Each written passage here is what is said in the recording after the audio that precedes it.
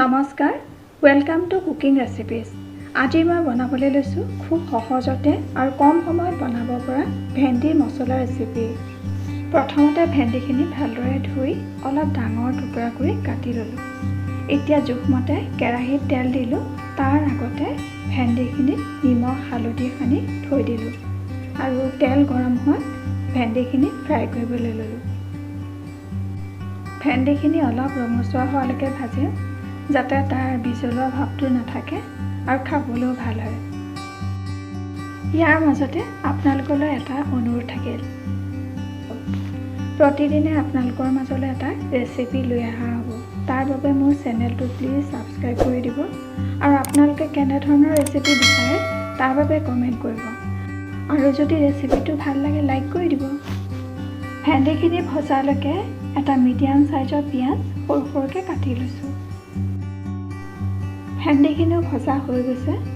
এতিয়া ভেন্দিখিনি নমাই ল'লোঁ। তেল যিহেতু আছে সেয়ে সেইখিনি তেলতে পিঁয়াজখিনিও দি দিলোঁ। পিঁয়াজখিনি অলপ ভজা হৈ থকালৈকে মছলা পেষ্ট এটা ৰেডি কৰি লওঁ।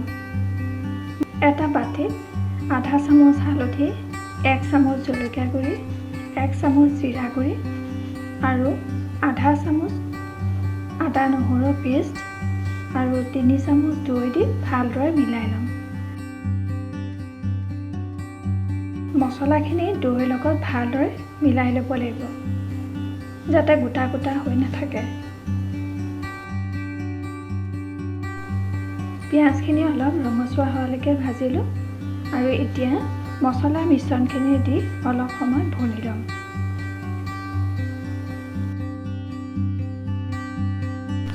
লাহে লাহে মছলাখিনিৰ পৰা তেল ওলোৱা আৰম্ভ হ'ব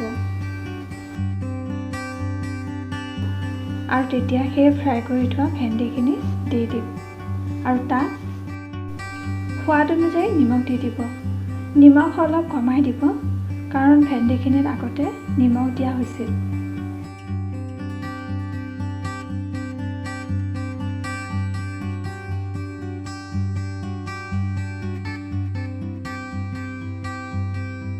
আৰু এতিয়া ভেন্দিখিনি ঢাকন মাৰি অলপ সিজিব দিম। 2 মিনিটমানৰ পিছতে খাবলৈ ৰেডি। খুব কম সময়তে আৰু খুব ধুনীয়া এটা ৰেচিপি। আপোনালোকে এবাৰ ট্ৰাই কৰি চাব আৰু কেনেকুৱা পালে কমেণ্ট কৰিব। গৰমে গৰমে ৰুটি বা ভাতৰ লগত খাব আৰু ভাল লাগিলে লাইক আৰু শ্বেয়াৰ কৰি দিব। শেষত ছাবস্ক্ৰাইব কৰিব নাপাহৰিব। এটা নতুন ভিডিঅ'লৈ আকৌ লগ পাম।